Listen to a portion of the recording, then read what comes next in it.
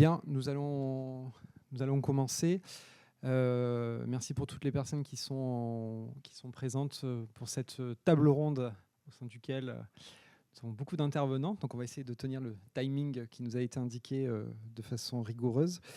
Loïc Mondoloni, je suis directeur du centre hospitalier de Martigues et donc je suis présent en tant qu'animateur pour cette table ronde avec de nombreuses personnes que j'ai le plaisir d'accueillir. Monsieur Alexis Thibord, directeur adjoint soins de proximité à l'Agence régionale de santé. Monsieur Maxime Beltier, qui est plus particulièrement présent aujourd'hui en tant que responsable de la mission de coordination régionale à l'assurance maladie. Nous avons monsieur Gaby Charroux, maire de Martigues et troisième vice-président de la métropole d'Aix-Marseille.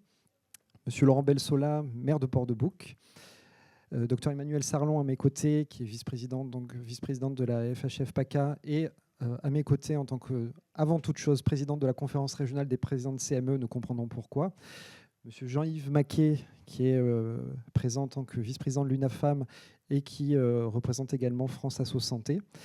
Et nous avons des représentants et coordonnateurs de centres de santé hospitaliers en particulier. C'était important aussi que les acteurs du terrain soient présents à nos côtés. Donc, Madame Perrine Moulin, qui est directrice des centres de santé APHM et déléguée régionale de la Fédération des centres de santé.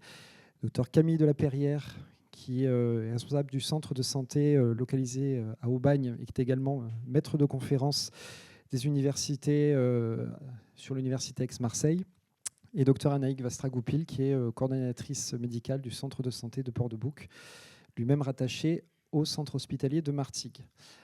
Alors, nous avons eu l'occasion d'entendre de nombreuses interventions ce matin au sujet des centres de santé, des structures que sont les maisons de santé pluriprofessionnelles et des enjeux de coordination des acteurs locaux qui sont indispensables sur des territoires pour organiser les soins entre les élus, les professionnels de santé, les établissements de santé.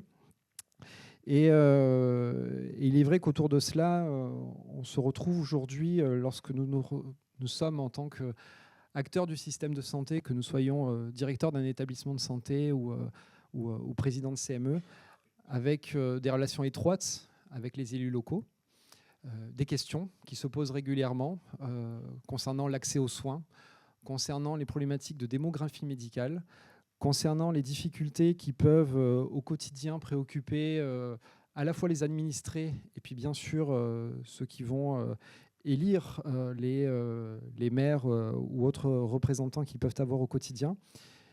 Et souvent la question qui vient à se poser au directeur d'un hôpital, c'est que pouvez-vous faire et concrètement quel type de solution vous pouvez apporter en proximité pour moi en tant que maire qui aimerait pouvoir répondre à ce qu'attend la population et vis-à-vis finalement de tous les sujets qui peuvent se présenter. Est-ce que vous avez la possibilité de trouver des docteurs ? La question est posée aussi simplement que ça dans le quotidien que peut être le nôtre. La pratique est beaucoup moins simple. Il y a plein de choses qui peuvent exister aujourd'hui sur les modèles qui se mettent en place et la plupart d'entre nous a aujourd'hui entendu parler des centres de santé. D'abord parce que c'est un modèle qui est largement promu au sein de notre région via l'expérience de l'assistance publique hôpitaux de Marseille sur les quartiers nord de Marseille, Aubagne et autres. Et il y a plein de dispositifs qui ont pu permettre de voir ce qu'il en est avec de la communication qui a été autour de ces éléments. Mais pour beaucoup d'entre nous tous qui sommes dans cette salle, que nous soyons représentants dans les établissements de santé ou même que ce soit les élus, finalement on s'est dit qu'une journée comme aujourd'hui pouvait être une occasion intéressante de se poser une heure sur la question des centres de santé. Une heure, c'est un peu court et en même temps, ça permettra de poser les fondamentaux pour se dire, mais quand on entend parler de ça, finalement, de quoi est-ce qu'il s'agit concrètement un centre de santé ? Parce que c'est peut-être pas si clair que ça dans l'esprit et la lettre de l'ensemble des acteurs, au-delà de ce qu'on peut en entendre. Donc moi, tout le monde l'aura compris, en tant que directeur de l'hôpital de Martigues et étant en lien avec la commune de Port-de-Bouc de manière très étroite, nous avions à un moment donné un centre de consultation avancée qui est devenu un centre de santé. J'avais suivi des webinaires de la FHF sur le sujet pour savoir ce que pouvaient être des centres de santé. J'en avais suivi 2 ou 3. Donc je me suis dit, peut-être que le centre de consultation, comme économiquement, le modèle est un petit peu compliqué, il faudrait les transformer en centre de santé. Je n'avais pas plus d'idées que cela sur ce qu'il fallait faire et sur l'aventure qu'il fallait engager. Ce qui était certain, c'est que c'était une idée qui pouvait être imaginée en se disant que peut-être ça rapporterait un petit peu d'argent pour équilibrer un modèle, mais c'était très très loin de ce qu'est une réalité, de ce que doit être un centre de santé de la part des acteurs qui portent ce type de projet. Et c'est pour ça que l'expérience que peut être celle de certains acteurs est très certainement intéressante de pouvoir dupliquer ailleurs. Donc c'est comme ça que le modèle de cette table ronde, qui a un versant très pédagogique, a été monté. Mais avant de faire de la pédagogie, je crois que ce qui est important, c'est en premier lieu de donner la parole aux élus, puisqu'ils sont ici présents et tout cela fait partie de sujets de discussion que nous pouvons avoir régulièrement, que ce soit le maire de Martigues ou le maire de Port-de-Bouc, quand on évoque la question des centres de santé ou de l'installation de praticiens sur chacune des communes, à savoir finalement... je commencerai par Gabi Charroux, ce que ça représente pour vous. Et qu'on se dise un centre de santé, il y a un autre modèle sur la commune de Martigues, que ce soit celui-là ou celui qui dépend de l'hôpital de Martigues, pour vous, qu'est-ce que cela veut dire concrètement en tant qu'élu? Eh bien, merci d'abord de m'avoir invité à votre journée. Vraiment, c'est un grand plaisir pour moi et une occasion d'échanger justement à l'instant à propos des centres de santé, mais de manière plus générale. Vous me disiez, monsieur le directeur, qu'est-ce que pouvait, comment dire, apporter, qu'est-ce que pour moi c'était un centre de santé, une maison de santé pluridisciplinaire. Bref, nous avons 2 établissements à Martigues, à côté du centre hospitalier de Martigues. Depuis, pour dire l'importance que représente la question de la santé, je vais rappeler juste un élément. Voilà 30 ans que nous avons créé à Martigues le premier contrat local de santé. Ça dit beaucoup de l'importance qui est accordée à l'accès au droit de se soigner, à la santé la meilleure possible pour des habitants d'un territoire qui est le nôtre, un peu particulier. 50 000 habitants, un peu moins de 50 000 habitants, avec une très forte zone industrielle. Depuis une centaine d'années, l'industrie présente sur ce territoire et les questions de santé qui vont avec et qui se posent. Il y a quelques années, avant même la création de ces 2 maisons de santé, je vais le faire un peu rapidement, existait le centre hospitalier de Martigues depuis maintenant plus de 40 ans, plus de 50 ans. Et c'est une chance et un atout d'avoir un centre hospitalier dans une ville comme Martigues.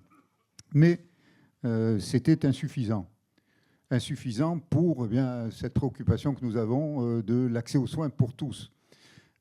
Et donc ces 2 maisons de santé, pour faire un peu simplement, sont les bienvenues pour compléter l'offre de soins sur un territoire et permettre, je dois le dire aussi, au centre hospitalier de jouer tout son rôle en matière de couverture d'un territoire et de participation et de conseil également pour l'installation, la réponse à cette préoccupation. Aujourd'hui, la situation est assez satisfaisante, d'autant qu'il y a encore un autre établissement, mais dont on ne parle pas ici aujourd'hui. OK, pas de problème. C'est une clinique, voilà. Donc, mais elle fait partie du paysage et du territoire. Donc, elle est précieuse et utile aussi pour l'accès au droit à la santé pour chacun. Nous sommes préoccupés parce que de plus en plus de nos concitoyens renoncent aux soins pour des raisons diverses et variées, souvent matérielles, souvent et financières, souvent par méconnaissance, alors que le meilleur accueil est réservé et au centre hospitalier et dans les maisons également. Et avec le tiers payant, c'est assez facile, ça devrait être assez facile pour eux. Mais juste un chiffre que j'ai appris il y a quelques jours lorsque nous avons installé le nouveau mammographe à l'hôpital de Martigues, J'ai entendu dire que dans le département des Bouches-du-Rhône, seulement 25% des femmes avaient recours à une détection, contre plus de 50% en moyenne dans l'ensemble du territoire national. C'est dire qu'il y a du chemin à faire encore. Le centre hospitalier doit être le pilote, et j'en suis non seulement convaincu, mais un peu fier aussi. Vous savez que généralement, lorsqu'il y a un centre hospitalier sur un territoire communal, le maire en est le président du conseil de surveillance. C'est ma chance aussi. Et nous pouvons, avec monsieur le directeur, œuvrer pour faire avancer toutes ces questions et tous ces reculs en matière d'accès aux soins. L'ensemble des structures qui sont sur un territoire y contribuent, et c'est heureux. Peut-être on va immédiatement enchaîner, et puis on reviendra après sur le sujet particulier de Port-de-Bouc avec l'Agence régionale de santé, parce que pour beaucoup, on est sur la question des centres de santé, d'expliquer ce que c'est, et peut-être aussi de dire ce que ça n'est pas. Il y a un petit support qui a été préparé rapidement, mais qui aura surtout vocation à être communiqué à tous les acteurs ici présents, plutôt qu'à être diffusé en totalité et qu'on peut afficher. Merci beaucoup pour votre invitation sur ce sujet passionnant des centres de santé qu'on va essayer d'incarner ici avec les différents partenaires. Et par ailleurs, nous sommes à Brignoles, dans un territoire où est en train de se construire justement un centre de santé. Donc c'est particulièrement pertinent d'être sur cette commune aujourd'hui. Alors peut-être commencer par ce que le centre de santé n'est pas, rapidement, avant de vous parler de ce qu'il est. Alors, le centre de santé, ce n'est pas un lieu d'exercice isolé pour les médecins. Au contraire, c'est un lieu d'exercice pluriprofessionnel. Ce n'est pas non plus une maison de santé pluriprofessionnelle, puisque dans le centre de santé, les personnels sont salariés, à la différence d'un regroupement de libéraux dans une structure de type maison de santé pluriprofessionnelle. Pour autant, il y a plein de caractéristiques qui sont communes entre la maison de santé d'une part et le centre de santé d'autre part. Ce n'est pas non plus, contrairement à une certaine idée reçue, un lieu où les médecins généralistes ne travaillent pas. On pourra peut-être en discuter tout à l'heure. Le rapport IGAS de 2024 montre que la file active par médecin généraliste en fait, est très comparable entre un centre de santé et une maison de santé pluriprofessionnelle. Mais je laisserai tout à l'heure les principaux concernés en discuter. C'est un lieu de soins en fait, intégré, le centre de santé, où il y a donc des activités de premier recours, de médecine générale, bien sûr des paramédicaux, parfois du dentaire, parfois d'autres types d'activités. Et vous avez aussi des activités de prévention, promotion de la santé et aussi d'éducation thérapeutique du patient. En fait, c'est un lieu bien identifié où toute cette prise en charge est intégrée. C'est un lieu qui attire, mais on le reverra juste après. Donc là, vous avez les grandes caractéristiques du centre de santé en termes d'activité, en termes de patientèle, en termes aussi de financement. On en reparlera tout à l'heure. Le centre de santé est financé, comme beaucoup sur les soins de premier recours, par l'acte dans sa grande majorité, mais aussi, et c'est la spécificité, on retrouve également sur les maisons de santé pluriprofessionnelles, un financement forfaitaire dans le cadre d'un accord national qui est très important pour prendre en compte aussi les spécificités de la patientèle en centre de santé. C'est d'ailleurs une des caractéristiques très importantes. En centre de santé, vous avez une patientèle particulièrement précaire, avec des taux de précarité très élevés, parfois qui sont doublés par rapport à ce qu'on voit sur le libéral, par exemple. Historiquement, les centres de santé sont plutôt installés dans des zones urbaines, disons, et a fortiori dans les zones plutôt quartiers prioritaires de la ville. Je dis historiquement, et donc à l'inverse plutôt, les maisons de santé pluriprofessionnelles à la campagne. Je dis historiquement puisque cette tendance évolue un petit peu. On a de plus en plus de maisons de santé pluriprofessionnelles qui s'installent en ville. Et à l'inverse, nous avons aussi des centres de santé qui s'installent à la campagne. Et donc c'est intéressant de voir que ce mouvement d'expansion de centres de santé se fait partout et dans un certain nombre de territoires. Qu'est-ce que j'oublie? Peut-être le régime d'autorisation. Alors sur le volet médical et sur les principaux soins, on est sur un régime relativement simple d'autorisation. En gros, le porteur de projet nous envoie un projet de centre de santé qu'on vient agréer avec un engagement de conformité qui est délivré. En revanche, depuis quelques années, nous avons pour les centres de santé dentaires et ophtalmologiques une action plus précise d'autorisation avec un régime qui correspond davantage à ce que vous pouvez connaître sur les autorisations d'activités de soins hospitalières. Voilà, je pense avoir fait à peu près le tour de ce qu'est un centre de santé rapidement. Et donc on peut poursuivre. On peut poursuivre avec l'assurance maladie pour compléter justement. Juste quelques éléments effectivement sur en particulier le financement. Vous évoquiez À juste titre, le fait qu'un centre de santé il est financé à l'acte, bien entendu, et c'est ce qu'on finance dans le quotidien finalement de l'assurance maladie. Et on a la chance effectivement d'avoir, avec les organisations professionnelles, un accord national qui nous permet de rémunérer du coup, les centres de santé à travers ce qu'on appelle une rémunération forfaitaire. Cette rémunération forfaitaire, en fait, elle est basée sur différents axes de thématiques, on va dire, qui leur permettent d'avoir un financement dit socle, un financement de base, et un financement complémentaire, avec des indicateurs que les centres de santé choisissent eux-mêmes, en lien effectivement avec, Alexis Thibord l'évoquait, le projet de santé, le diagnostic vraiment territorial, puisque chaque centre est différent. Et donc les indicateurs qui sont proposés sont vraiment à la main du coup des centres. Et selon effectivement les résultats des indicateurs, ils touchent du coup des rémunérations complémentaires, donc forfaitaires, autour de 4 axes principaux, l'accès aux soins, tout ce qui est système numérique, tout ce qui est système d'information numérique, tout ce qui est fonction de coordination, parce que du coup forcément il y a beaucoup de coordination à faire dans un centre, mais je pense que quand vous êtes à l'hôpital vous savez exactement ce que c'est, et du coup de pouvoir valoriser effectivement ces sujets, en particulier sur la prévention. Ça c'est le 4e axe du coup des thématiques entre guillemets de l'accord national, et de valoriser financièrement du coup l'activité des centres de santé au-delà effectivement d'un financement à l'acte qui existe. Pour donner juste un ordre d'idée, grosso modo sur la région PACA, la rémunération conventionnelle complémentaire c'est 10 millions d'euros sur la région PACA, et sur la partie activité des centres de santé c'est environ 160 millions d'euros pour l'année 2025. Donc ça reste quand même des enveloppes qui sont importantes. On a effectivement une montée en charge des centres de santé, ce qu'on cherche aussi à faire dans le cadre de, monsieur le maire l'indiquait tout à l'heure, de l'accès aux soins, parce qu'on est vraiment sur cet axe-là de travail, au-delà du financement en tant que tel. L'objectif du financement, c'est de pouvoir permettre de donner de la visibilité aux centres de santé, de les accompagner dans leurs activités, et en tout cas dans leurs projets. Et c'est là où l'assurance maladie essaye d'accompagner au mieux les centres de santé pour justement les aider à financer les actes et les missions entre guillemets complémentaires. Donc c'est ça l'objectif entre guillemets du financement, et la manière dont il est décliné avec les centres de santé, donc un financement socle et des financements complémentaires qui existent au-delà du financement à l'acte, bien entendu. Très bien. On peut entrer ensuite dans le vif du sujet, au-delà de cette partie très académique, mais qui est absolument indispensable pour bien comprendre. Pour Perrine Moulin, qui est donc directrice des centres de santé au sein de l'APHM et déléguée régionale de la Fédération nationale des centres de santé.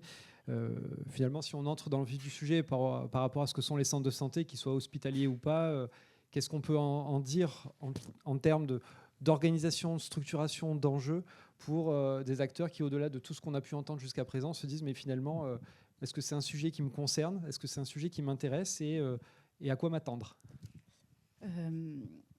Alors déjà, pour compléter un peu ce qui a été dit, on est actuellement dans un contexte national d'un modèle d'exercice qui est plutôt conforté et de plus en plus outillé pour créer et développer des centres de santé. Après, les centres de santé, c'est un mode d'exercice en équipe, en ville, et le portage hospitalier, c'est un portage parmi tant d'autres qui est possible. Ce que je propose, c'est de parler des centres de santé et ensuite du portage hospitalier, ce que ça implique spécifiquement. C'est un portage comme d'autres qui a des avantages et des inconvénients. Pour parler des centres de santé, du coup, les centres de santé, c'est des structures d'exercice de proximité, de premier recours, qui ont vocation à construire une équipe pluriprofessionnelle qui prend en charge les patients en tant que médecin traitant sur un territoire et qui connaît ce territoire, qui connaît les acteurs de ce territoire et qui est aussi reconnu par le territoire, connu et reconnu par le territoire. Il y a vraiment un enjeu de créer un service de santé de proximité qui soit à la fois ressource pour les patients et qui soit aussi ressource pour tous les acteurs du territoire, les services publics, les structures hospitalières, médico-sociales, les structures sociales, associatives. Voilà. L'idée, c'est de faire partie intégrante de tout un écosystème d'un territoire. Donc il y a un enjeu de stabilité très fort dans la création d'un centre de santé. Un centre de santé ne va pas répondre à des enjeux de santé dans l'immédiat, mais il y a un enjeu de planification de comment on veut construire l'accès aux soins de premier recours sur un territoire.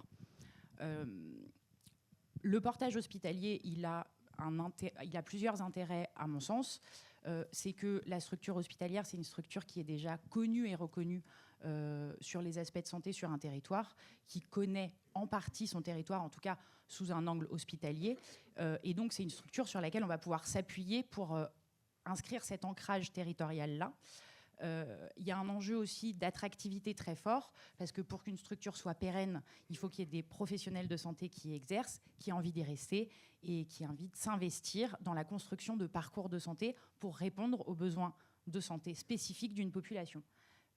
Et aujourd'hui, la structure hospitalière, elle permet à la fois d'avoir des postes partagés, donc d'avoir aussi d'être un terrain de stage facilitant pour les stagiaires de toute profession de santé que ce soit. Et ça, c'est aussi un outil pour innover dans le lien ville-hôpital. C'est-à-dire aujourd'hui, le centre de santé hospitalier, il permet à la fois d'ouvrir l'hôpital vers la ville et d'ouvrir la ville vers l'hôpital, mais c'est un chemin. C'est un chemin sur lequel qu'on est en train de construire, on est en train de développer des parcours avec du premier, du second et du troisième recours. On apprend à se rencontrer, on apprend à travailler ensemble, mais je pense qu'on a réussi à ce stade à monter la première marche, qui est d'avoir des structures d'exercice collectives, stables sur un territoire, de connaître notre territoire et du coup de pouvoir maintenant monter la deuxième marche, qui est de construire des parcours ambitieux et intégrés entre la ville et l'hôpital. Merci beaucoup. Et du coup, si on doit rentrer dans le concret, si des acteurs s'interrogent, Anaïk Vastra, vous avez vécu récemment l'expérience de monter un centre de santé, j'allais dire presque de A à Z, si ce n'est qu'il existait un petit centre de consultation de médecine générale jusqu'à présent. Ce qui serait intéressant, c'est de savoir quelles sont toutes les étapes qu'il aura fallu franchir en l'espace de quelques mois, voire années. Bonjour, alors moi je suis le docteur Vastra Goupil, je suis le chef de service du centre de santé hospitalier de Martigues qui a ouvert il y a 1 mois, donc c'est tout frais. Je peux vous partager le parcours pour y arriver de façon très pratico-pratique. En fait, on a commencé à se poser une question en 2024 sur la possibilité, parce que nous on était un service de consultation de médecine générale porté par l'hôpital dans un territoire à Port-de-Boucle qui est classé ZIP, zone d'intervention prioritaire. Donc, on faisait un travail de médecine générale avec visite à domicile, médecin de famille, etc. On était 3 médecins généralistes et porté par notre directeur. Il nous a parlé de se transformer en centre de santé hospitalier qui nous permettait déjà d'avoir accès à d'autres rémunérations, d'accord, pour que ça devienne aussi stable au niveau financier, et aussi pour qu'on puisse accueillir, par exemple, des internes, des docteurs juniors, et qu'on s'inscrive dans un processus d'agrandissement, de développement du centre. Donc, en fait, ce qui s'est passé, pour vous dire quand même la temporalité, pour nous, ça a pris un peu de temps. En mars 2024, on a visité le centre de santé hospitalier des Égalades pour voir un petit peu ce qu'il en était. Et on s'est posé en juin 2024 pour se dire on se lance ou on ne se lance pas. Et on a vu des avantages à devenir centre de santé pour notre territoire, parce qu'on allait promouvoir la santé, faire des parcours et faire ce lien ville-hôpital, le lien aussi avec la CPTS, etc. Et en l'été 2024, j'ai commencé avec l'aide de la métropole, du CIAS, en m'appuyant sur le contrat local de santé, justement, dont vous parlez, Monsieur Gabi Charroux. Il est super bien fait. Donc, grâce à ce contrat local de santé qui avait été pensé avec le CIAS, la métropole et la ville, on a pu s'appuyer pour faire un diagnostic de territoire. Et en fait, sur ce diagnostic de territoire, qu'est-ce qui manque à Port-de-Boucle, quels sont les problèmes d'accès aux soins, etc. On a à ce moment-là construit avec l'équipe du centre de consultation, donc avec 3 médecins généralistes, des axes de soins et un projet de santé. Quand on a créé ce projet de santé, on l'a présenté à l'ARS. L'ARS a validé le projet de santé. Et là, donc, c'est le parcours pour se transformer en centre de santé. C'est un peu fastidieux. Donc, en fait, donc, quand le projet de santé était écrit, on a présenté à l'ARS. Donc, on devait faire un règlement de fonctionnement, un engagement de conformité, réfléchir à un plan de crise sanitaire. Donc, c'était tous des documents qui prenaient du temps et qu'il fallait réfléchir. On a été beaucoup aidés par l'élève directrice, Madame Munier, à nos côtés aussi également. Et ensuite, l'ARS a proposé de nous accompagner et de financer la fabrique des centres de santé, qui nous a accompagnés dans toutes ces étapes pour nous guider, parce que c'était quelque chose de nouveau pour tous, pour l'hôpital, pour nous. Et du coup, donc, il y a plusieurs étapes. Pour l'hôpital, qu'est-ce que ça avait vraiment concrètement? On a investi la DSIO, le service informatique, pour trouver un logiciel qui soit compatible avec l'Agence numérique en santé, validé, conforme. Ensuite, avec le service financier, il a fallu penser à un montage de facturation parce que le centre hospitalier, il a son financement propre. D'accord, c'est les médecins qui télétransmettent et qui ont la facturation. Donc, il a fallu trouver tout un circuit de facturation. Ensuite, on a dû voir avec la DRH parce que le statut de nos secrétaires vont changer. Elles vont se former pour être assistantes médicales. Donc on avait tous ces statuts qui étaient un peu inconnus du centre hospitalier, donc on a défriché un petit peu tout ça avec l'aide de APHM qui avait 1 ou 2 ans d'avance en s'appuyant sur les collègues, et donc c'était un travail d'équipe en fait pour arriver à ouvrir. Il y a des petites choses aussi qui nous ont retardé, c'est qu'on s'est mis un petit peu trop tard à demander le numéro finesse à l'ARS. Donc on a pris du retard sur ce projet-là. Ensuite, une fois qu'on avait notre numéro finesse, qu'on a eu le lancement de l'ARS, il a fallu signer une convention avec la CPAM, justement, pour pouvoir avoir accès à cette facturation, être reconnu. Et on a pu à ce moment-là contacter le DUMG, donc le département universitaire de médecine générale dont fait partie le docteur de la Perrière, pour pouvoir accueillir des internes et des docteurs juniors. Donc concrètement, on était 3 médecins généralistes avec 2 secrétaires. Et là, on va accueillir une IPA au mois de juillet. Nos secrétaires vont se transformer en assistantes médicales. Et au mois de novembre, on va accueillir un docteur junior et un interne de premier choix, un SNA. Donc déjà, on est en route et on accueille des consultations de gynécologie et de prévention à 40% sur le centre et des consultations d'urologie. Donc petit à petit, on va pouvoir s'agrandir en s'appuyant sur les acteurs du territoire. L'avantage d'être un service hospitalier, c'est aussi de pouvoir participer au CME et de connaître les parcours de soins. Parce qu'en fait, quand on est seul, qu'on est en centre de santé ou qu'on est seul en libéral, parfois on n'a pas la visibilité sur ce qui se fait. Là, l'avantage, c'est qu'on est en ville, on a une pratique de ville au contact du patient et des besoins du patient avec les CPTS, etc. Et en même temps, on a un œil sur l'hôpital et on connaît le parcours de soins. Donc ça va être facilitant pour nous de travailler. On a le même annuaire, on a le même informatique. Et du coup, c'est très facilitant pour nous de travailler parce qu'on sait ce qui se fait et on sait où adresser, dans quelle filière, etc. On connaît les intervenants. Voilà, c'est bon.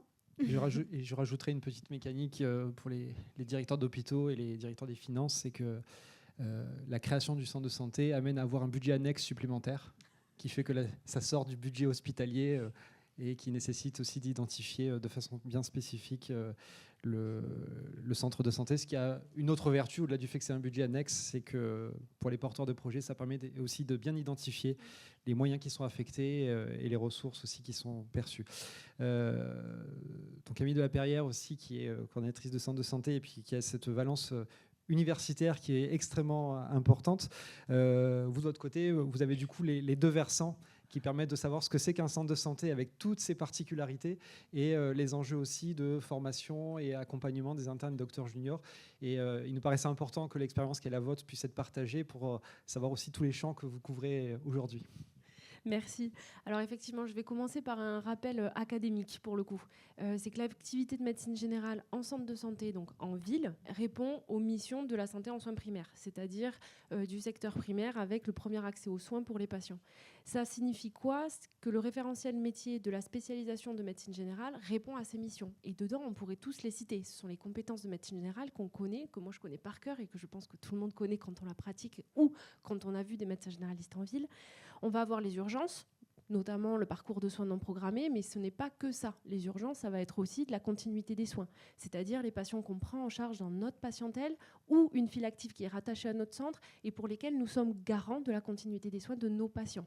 On ne va pas se dire qu'on travaille week-end et jours fériés compris, et encore que les SMS des infirmières, de tous les acteurs des soins primaires, finalement, est à notre charge sur nos patients et notre patientèle qui est inclus dans le centre.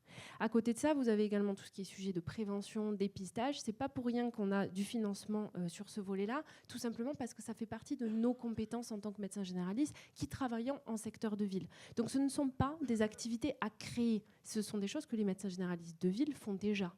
On met un cadre légal pour le centre de santé qui va être du salariat, des supports ou des fonctions support au niveau de l'hôpital et on va pouvoir s'appuyer sur du soin de second recours pour développer encore plus de prévention, de dépistage pour nos patients en coordination.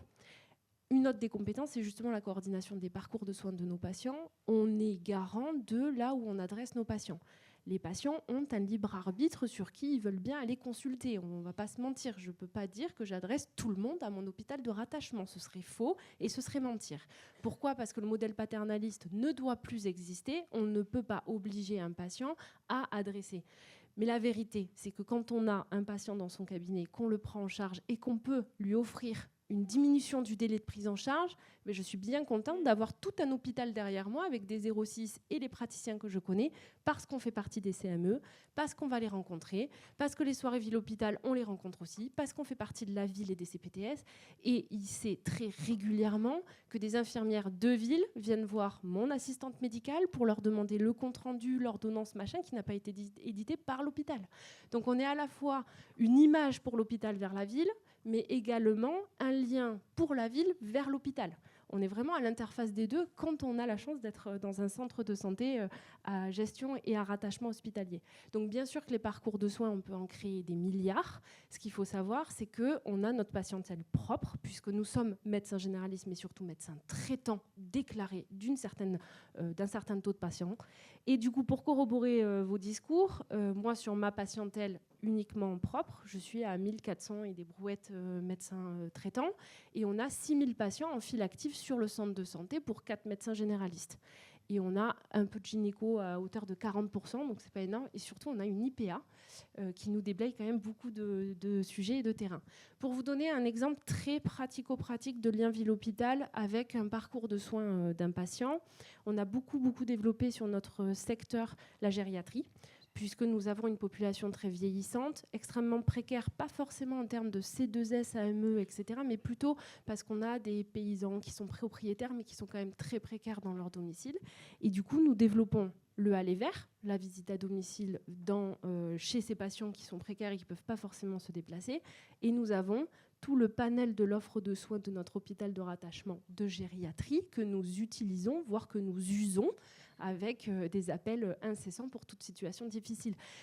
Et à contrario, un patient âgé qui sort des urgences, qui n'a pas de médecin traitant, on reçoit également des coups de fil des infirmières gériatriques des urgences pour nous demander s'il y a possibilité de les prendre en charge ou de faire par exemple une visite précoce post-urgence. Et dans ce cas-là, c'est notre IPA qui se déplace à domicile pour aller gérer ce dossier.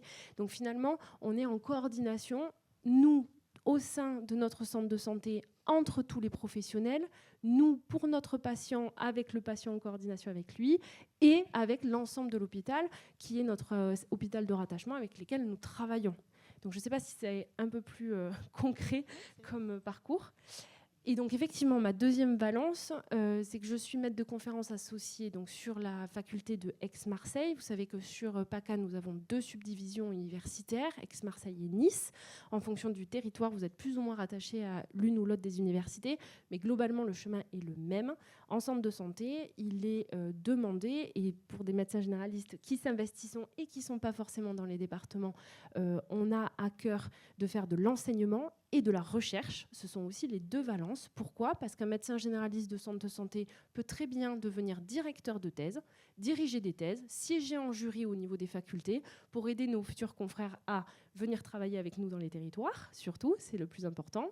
Nous pouvons également faire de l'enseignement à tout niveau, c'est-à-dire pour du niveau 1, le SN1, du niveau 2, le SASPAS, ou le niveau 3 maintenant en médecine générale qui est arrivé, qui sont les docteurs juniors.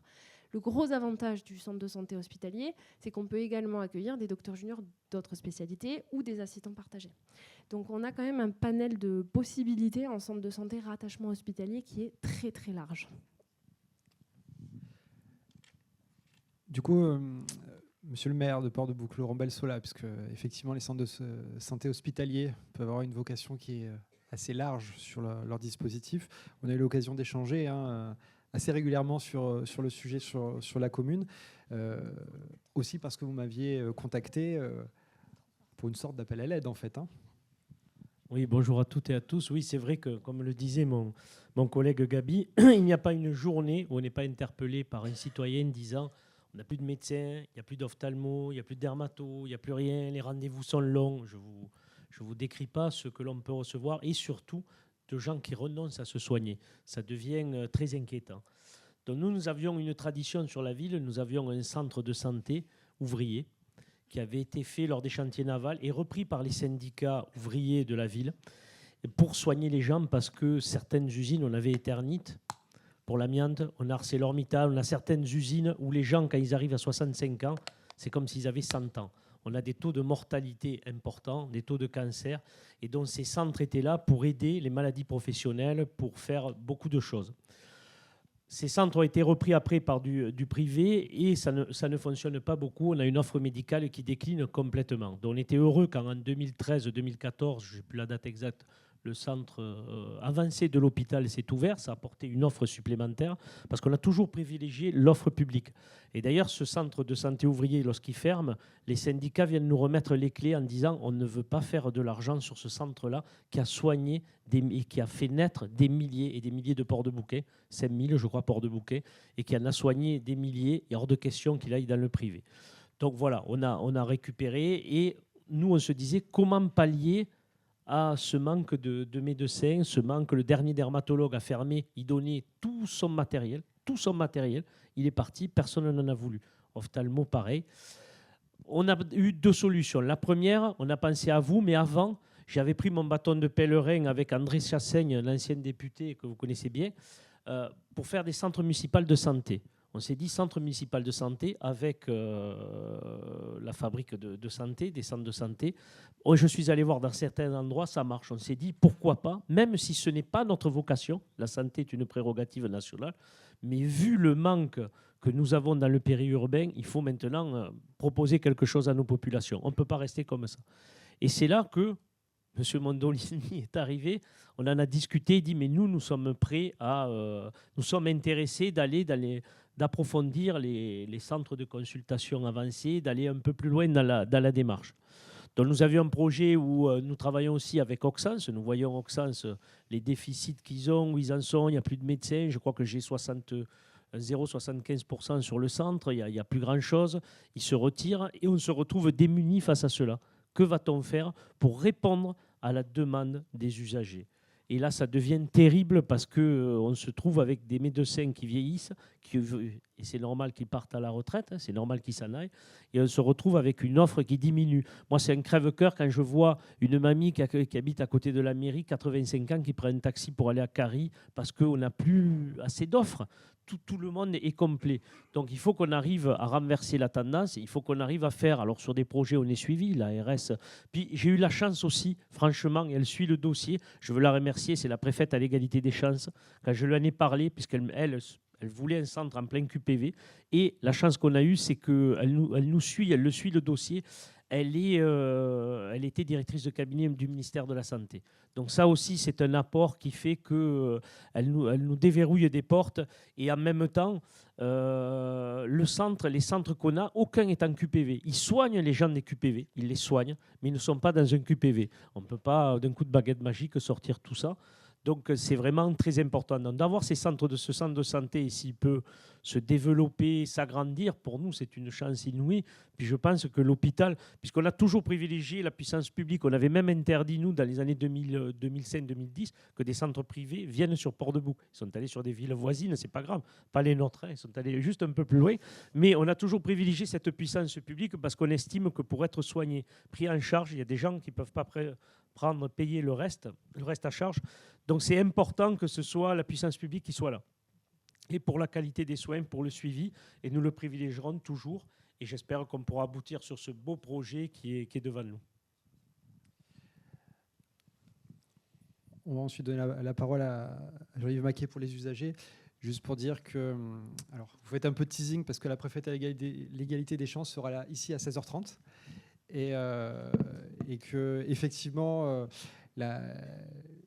l'essai sur nos hôpitaux de mettre en place ce type de centre de santé, c'est pour être présent quand il n'y a pas de solution alternative qui se présente. Parce que c'est vrai qu'on a souvent l'occasion d'échanger avec les collègues qui sont présents, mais y compris des autres fédérations. Hein. On disait tout à l'heure, on parlait des cliniques sur le territoire local, des cliniques du groupe Almaviva pour ce qui me concerne, mais on en parlait également avec la vice-présidente de l'URPS tout à l'heure, quelles que soient nos fédérations, y compris la FEAP ou autre. Nous sommes collectivement victimes de ces problématiques d'accès aux soins en proximité. Et quand on essaye de monter ce type de structure, en réalité, ça sert tout le monde en proximité, parce que comme le disait Camille de la Perrière, ensuite, la personne qui va exercer en ville, qu'elle soit en lien avec l'hôpital ou pas seulement, elle va essayer d'adresser le malade là où c'est le plus adapté pour lui. Et c'est quand même ça le plus important. Donc, installer ce type de structure, c'est une réponse à un besoin de service public, mais qu'on assure finalement au service de tous les acteurs qui sont présents sur un territoire de proximité. Et je crois que c'est ça qui est indispensable, parce que notre enjeu, en réalité, on va se le dire, c'est pas de faire de l'argent, c'est d'équilibrer un modèle dans la mesure du possible, mais surtout qu'il tourne pour que le patient reste près de chez lui. Monsieur Maquet, du coup, tout ça est un modèle qui est un peu nouveau pour ce qui concerne les hôpitaux, mais le sujet des centres de santé l'est aussi de toute façon de la part de ceux qui veulent développer ce type de modèle. Qu'est-ce que ça vous inspire quand vous entendez tout cela, et quels sont les types de réflexions que ça peut amener à avoir vis-à-vis de sujets qui sont finalement très prégnants sur des territoires qui parfois sont en très grande difficulté? Merci. Alors moi je suis représentant des usagers, c'est-à-dire je suis représentant des usagers, donc je représente les patients et les proches des patients, notamment dans les hôpitaux, mais plus généralement dans le système de santé. Donc moi la question, ce que j'entends, c'est que vous nous dites que vous apportez un service complémentaire, donc a priori un accès aux soins complémentaires, donc tant mieux, c'est très bien. Mais comment est-ce que l'usager, comment le patient que je suis ou que je représente va vous connaître? Comment ça va se passer? Si demain je tombe malade, qu'est-ce que j'ai comme solution? J'appelle mon médecin traitant. Bon, s'il ne répond pas, je peux appeler SOS médecin. Si ça ne répond pas, il me reste comme solution le 15 ou aller aux urgences. Est-ce que le 15 ou les urgences vont me renvoyer vers vous s'ils savent que ce dont je parle relève de votre centre de santé, et si je leur dis où j'habite? Alors, effectivement, normalement, pour un usager, c'est d'abord le médecin traitant, parce que c'est lui le coordinateur du parcours de soins, et surtout, c'est lui qui est garant de l'ensemble des informations de son dossier médical, puisque c'est lui qui a quand même le dossier médical. Même si avec le DMP, c'est quand même assez magique cette histoire, puisqu'on a à peu près tout maintenant. La vérité, c'est que si votre médecin traitant ne répond pas, il existe, bon an ballant, 3 solutions en ville. La première, effectivement, c'est le SAS. Donc, c'est les soins ambulatoires service d'accès aux soins. Voilà, merci, j'ai bugué. Ce sont des créneaux d'urgence que l'on ouvre, nous, sur nos plannings. Et du coup, le SAMU nous appelle en nous disant on a tel usager qui fait partie de votre secteur. Est-ce que vous pouvez le recevoir? Quand les créneaux ne sont pas pourvus, la réponse est oui. Chez nous, par exemple, les soins non programmés qui sont ouverts au SAS, mais aussi à des personnes qui juste se présentent parce qu'ils sont envoyés par la pharmacie d'à côté, par le poste urgence aussi de notre hôpital de rattachement, ils se présentent et puis on les prend dans une filière d'urgence. Donc on a d'abord une infirmière qui fait une pré-consultation, l'assistante médicale qui va pouvoir évaluer le degré d'urgence, et ensuite on a des médecins qui sont désignés par demi-journée, on va dire, pour gérer les soins non programmés. Donc ça, c'est de l'organisation, j'ai envie de dire, de la tambouille interne au centre de santé, qui nous permet à nous de colmater des soins d'urgence qui nous sont demandés par des usagers qui ne sont pas forcément accueillis comme patients dans notre centre. Et après, vous avez quand même les services de soins de proximité à horaire élargi qui sont également présents. Et on ne va pas non plus ne pas les citer puisqu'on travaille quand même avec eux. De temps en temps, quand nous, on ne peut pas pallier, nos patients peuvent aller consulter là-bas. Après, tout est une question de coordination entre les acteurs de ville. Juste pour compléter, donc les centres de santé sont héritiers des dispensaires. Il faut bien comprendre ça. C'est-à-dire que ce sont des centres qui sont accessibles au plus grand nombre. Et on a oublié de préciser tout à l'heure que les centres de santé, vous n'avancez pas les frais. Ça, c'est assez fondamental en termes d'accessibilité financière et en complément de l'accessibilité géographique, puisque les centres de santé, on l'a compris, se sont installés dans plusieurs territoires et ont tendance à se développer. Et donc, très concrètement, ils ont leurs propres modalités pour répondre à cette demande de soins non programmés, que vous soyez déjà patient du centre ou que vous le deveniez en réalité. Voilà. Et donc, il y a un vrai lien avec les autres organisations, notamment la PDSA, la permanence des soins ambulatoires et le service d'accès aux soins, comme vous disiez. Alors, quels sont vos délais d'attente? Parce que je sais que si je vais aux urgences de mon hôpital préféré, j'ai des grandes chances d'attendre 5 heures. Est-ce que c'est mieux chez vous? Alors, ça dépend. Pourquoi? Si c'est pour votre renouvellement d'ordonnance, on vous donnera rendez-vous dans 2 mois parce que c'est généralement trimestriel. Il faut s'y prendre un peu à l'avance. Il ne faut pas se dire « Ah mince, il me reste un cachet, j'en ai plus, ça, ce n'est pas une urgence ». La pharmacie peut vous avancer votre traitement jusqu'au prochain rendez-vous. Voilà, alors nous, c'est quelque chose de nouveau. Mais alors, nous, on a notre mode de fonctionnement. Je pense qu'on a tous un mode de fonctionnement qui répond à ça. Nous, on a des créneaux d'urgence tous les matins pour nos patients. D'accord, on a 10 créneaux chacune. Donc, il y a 30 créneaux d'urgence, de soins d'urgence, la fièvre, la douleur, ou le patient qui est inquiet, c'est aussi un motif d'urgence. On a donc des créneaux régulés par le SAMU pour les patients dont on ne serait pas le médecin traitant, donc le SAS, on réserve des créneaux. Et ensuite, on accueillera à partir du mois de juillet, donc pour moi c'est quelque chose de nouveau, une infirmière en pratique avancée qui va permettre de répondre à un besoin jusqu'à la consultation du médecin. D'accord. Donc toi, comment vous organisez par rapport à ça? Moi, le renouvellement d'ordonnance, par exemple, c'est mon IPA qui la voit. Donc effectivement, je ne dis pas qu'il ne cadre pas le dossier, pas du tout. C'est qu'on offre une consultation classique, comme si ce n'était pas une urgence, à un patient qui est dans le besoin pour un renouvellement d'ordonnance.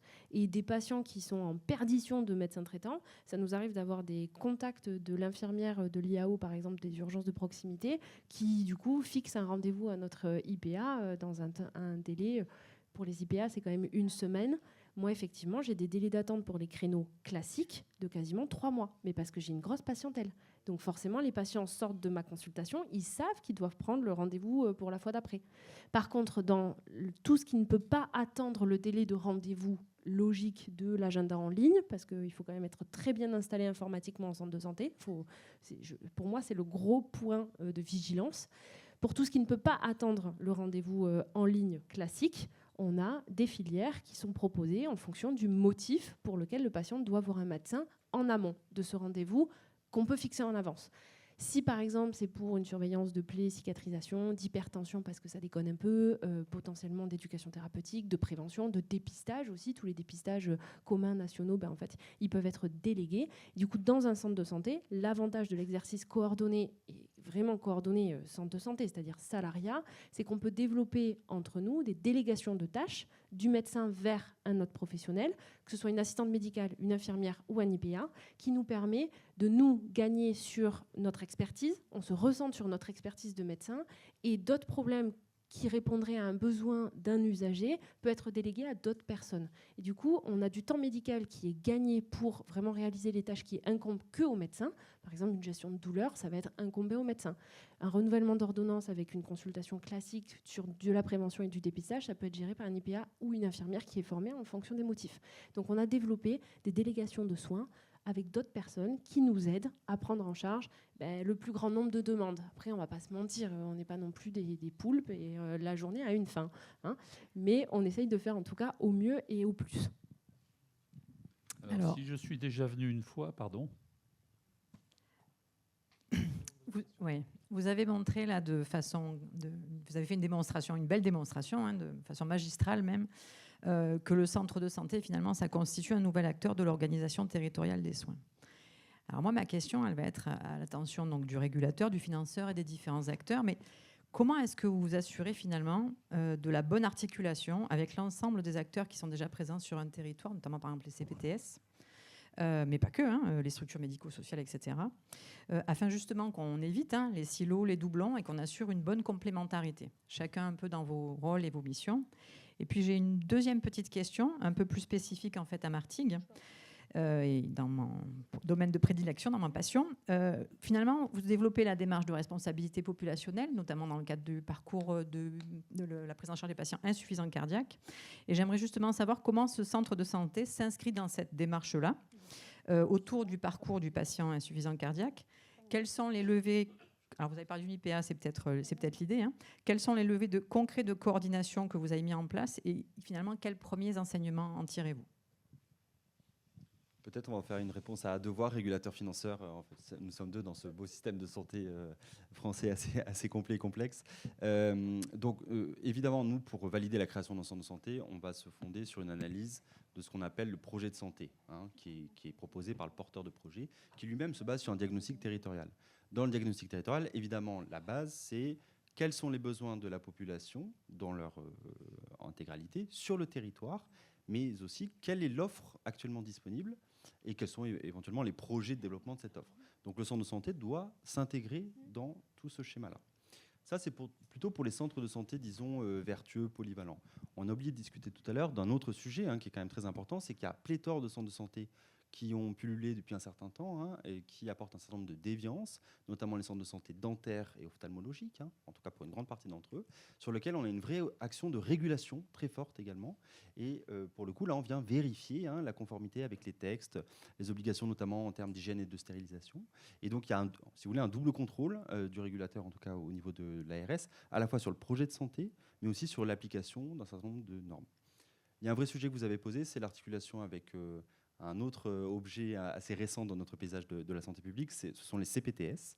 Le sujet, il est de bien faire le lien entre ces deux acteurs qui n'ont pas forcément historiquement beaucoup pour habitude de se parler. Et là, c'est le rôle de l'ARS et le rôle des collectivités territoriales d'être assemblières et de mettre tout le monde autour de la table pour que les uns et les autres puissent mieux discuter et mieux travailler ensemble.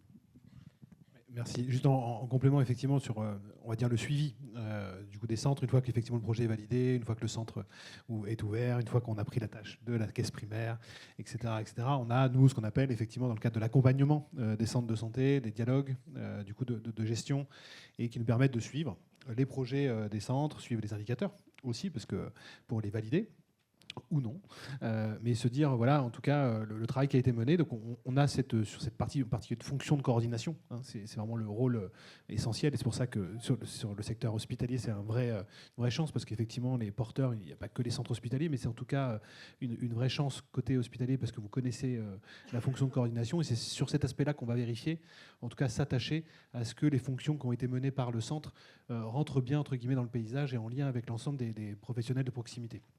Donc c'est ce qu'on va essayer de faire sur le suivi du centre et sur la partie régulation. Alexis Thibord l'évoquait, bien entendu, nous aussi aller contrôler du coup les centres sur les facturations en particulier, parce que malheureusement on a connu tous quelques sujets, on va dire ça comme ça. Et donc du coup c'est aussi le travail du régulateur et pour le coup de l'assurance maladie d'aller contrôler ce qui se passe.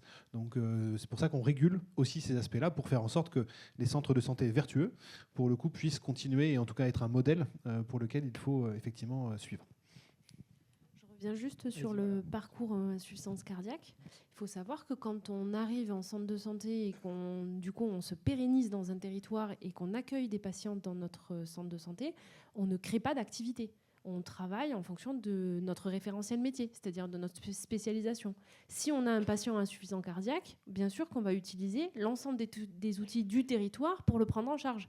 Mais en tout premier, son cardiologue, en fait. Donc, et bien sûr, les autres acteurs qui sont à son contact à domicile, notamment sur les sorties d'hospice, mais tous les dispositifs de la CPAM sont également utilisés. Donc, on n'est pas là pour vocation de créer de l'activité, on pratique notre spécialisation et on s'adapte aux besoins des patients que l'on a en consultation, et pas le contraire. Et concernant les CPTS, bien sûr qu'on les reçoit très régulièrement, on fait partie de la ville, donc on est tout le temps en contact avec eux. Moi, je suis implantée sur le territoire depuis 15 ans. Donc, mes collègues qui ont créé la CPTS, je les connais. On est invités, on se forme ensemble, on mange ensemble, on a des groupes WhatsApp ensemble. Donc, non, on se tient au courant, on est tous liés. Par contre, mon projet, parce que vous me demandez qu'est-ce qu'on fait à Martigues pour l'insuffisance cardiaque. Bon, moi, je vous réponds parce que je suis à Port-de-Bouc. Mais sur le diagnostic de territoire, l'insuffisance cardiaque, ce n'est pas ce qui a été retenu sur notre projet de santé. Sur notre projet de santé, c'était le dépistage, la vaccination, l'obésité et la psychiatrie. Et quelque chose un peu particulier sur l'éducation des enfants. Donc, on a fait vraiment un diagnostic de territoire et on répond à une problématique de territoire. Et l'insuffisance cardiaque, aujourd'hui, elle ne fait pas partie de mon projet de santé sur le territoire de Port-de-Bouc. Ça ne veut pas dire qu'on ne soigne pas nos patients qui sont insuffisants cardiaques et qu'on ne les redresse pas vers une éducation thérapeutique. Juste pour compléter, les choses ont beaucoup progressé aussi ces dernières années. En termes d'outillage, on parlait d'outils numériques tout à l'heure, et de relations entre les acteurs. Et c'est ce qui fait aujourd'hui la force finalement du réseau, c'est qu'on puisse communiquer. Alors, il reste toujours plein de choses à faire, bien sûr tout n'est pas parfait, mais en tout cas ça a bien progressé, et c'est vrai que maintenant les structures se parlent. Et c'est quand même l'enjeu principal. Donc il faut aussi se servir de tout ce qui existe et ce que nous on peut apporter en complément ou financer parfois, mais en tout cas c'est nécessaire de pouvoir se coordonner. Et peut-être juste pour comprendre, en fait, vous êtes un centre de santé hospitalier. À l'hôpital, il y a une démarche, en fait, qui est justement... l'idée, c'est de mieux organiser, à partir d'un diagnostic aussi de territoire, la prévention et la prise en charge des patients insuffisants cardiaques sur un territoire. Et c'est vrai que c'est un peu dommage, en fait, de ne pas forcément aligner un peu tout le monde, même si ce n'est pas forcément le sujet de l'insuffisance cardiaque sur ce territoire-là. Mais concrètement, d'un centre de santé hospitalier et d'une démarche qui se déploie à l'intérieur de l'hôpital, notamment une meilleure coordination et pas forcément le recours au cardiologue pour toute la prise en charge d'insuffisance cardiaque. On peut avoir, comme vous l'avez très bien expliqué, des protocoles de délégation de tâches, des IPA, etc. Et c'est... Ça peut être intéressant aussi de réfléchir et de mieux coordonner en fait les projets aussi hospitaliers, en tout cas qui se déploient sur l'hôpital. Parce que pour le coup, ce projet-là, c'est vraiment un projet qui est porté par la CPTS et par l'hôpital. Donc c'est vrai qu'en termes de coordination, c'est pour ça que ma question est bien sur la coordination. C'est pas d'a priori ou du jugement sur les travaux que vous menez, mais c'est plus en fait justement comment est-ce qu'on aligne en fait sur un territoire les différents projets et les différents acteurs en fait, parce qu'on n'est pas non plus nombreux pour pouvoir porter tout ça. Je pense que le maître mot, c'est la communication. C'est-à-dire que la base de tout, c'est qu'un patient qui est insuffisant cardiaque et qui fait partie de la patientèle d'un centre de santé, on est informé de manière beaucoup plus rapide, beaucoup mieux, parce qu'on connaît les collègues aussi qui l'ont vu dans leur lit, et on peut, nous, organiser de l'éducation thérapeutique avec les acteurs pour qui on a délégué des soins. Mon IPA n'est pas du tout voué à uniquement faire de l'éducation thérapeutique que pour ma patientèle. Si demain, le cardiologue de mon hôpital de rattachement a besoin d'une éducation thérapeutique pour tel patient à domicile parce qu'il estime que c'est light, et ben en fait, on va renvoyer notre IPA.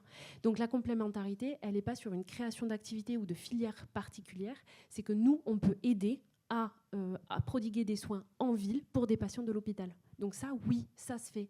Mais à côté de ça, pour notre patientèle, on est obligé de garder notre spécialisation.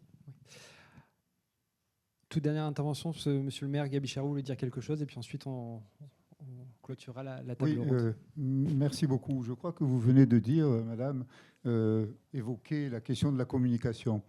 La communication entre les acteurs médicaux, bon, je vous laisserai l'imaginer pour le mieux. On a un rôle à jouer néanmoins, c'est de mettre en place, comme nous l'avons mis par exemple hier à Martigues, un colloque pour échanger sur le territoire avec les professionnels de santé. Mais moi, je veux parler, comme monsieur tout à l'heure, de nos concitoyens. Pour nos concitoyens, clairement, la communication aussi doit jouer son rôle. Je pense que le maillage territorial avec les maisons de quartier, les centres sociaux et ce que nous avons pu créer il y a quelques années maintenant, 4 ans, à Martigues, un pôle santé autonomie, d'une part, qui est un lieu où n'importe quel habitant peut aller se renseigner et demander, exposer un problème lié à la santé. Et il aura une information et surtout une orientation vers vous, les professionnels de santé. Et d'autre part, nous avons créé aussi un lieu d'accueil pour les aidants eux-mêmes, de manière à ce que ces aidants puissent avoir un temps de répit plusieurs fois par semaine et laisser à la charge d'autres le parent, l'enfant, pour souffler un petit peu. Je crois que cette communication dit tout de ce que je considère comme, en tout cas pour ma ville, l'enjeu numéro 1. L'enjeu numéro 1, et c'est pourquoi je suis heureux de participer à cette rencontre cet après-midi, l'enjeu numéro 1, c'est l'accès à la santé, pour tous, quel que soit. Bien sûr, il y a les enjeux de l'emploi, les enjeux du logement, les enjeux de la mobilité. Je sais ce que ça veut dire dans un territoire industriel comme le nôtre et dans une métropole comme la nôtre, avec les perspectives qui s'ouvrent à nous de création de plusieurs milliers d'emplois, paraît-il, sur la zone industrielle ou portuaire de Fos-sur-Mer. Bon, ça veut dire qu'il faudra accueillir, former, loger, etc. Mais il faudra soigner, surtout et principalement. Et donc, là, je me retourne aussi vers ces messieurs qui sont juste à ma gauche. L'ARS et les services du ministère ont un rôle essentiel à jouer. Et on vous appelle au secours, souvent. Il faut entendre les appels au secours que l'on vous adresse à tous. Je vous remercie de les entendre, vraiment. On en a besoin, vraiment. Merci beaucoup. Merci à tous les intervenants qui étaient présents. Et c'est toujours frustrant parce qu'on aimerait que ça dure encore plus longtemps. On a commencé comme ça en disant que la création notamment du centre de santé de Port-de-Bouc a été aussi l'émanation d'une réflexion qu'il y a eu lors du contrat local de santé. Et je crois que c'est une belle transition vers la table ronde qui suivra. Merci.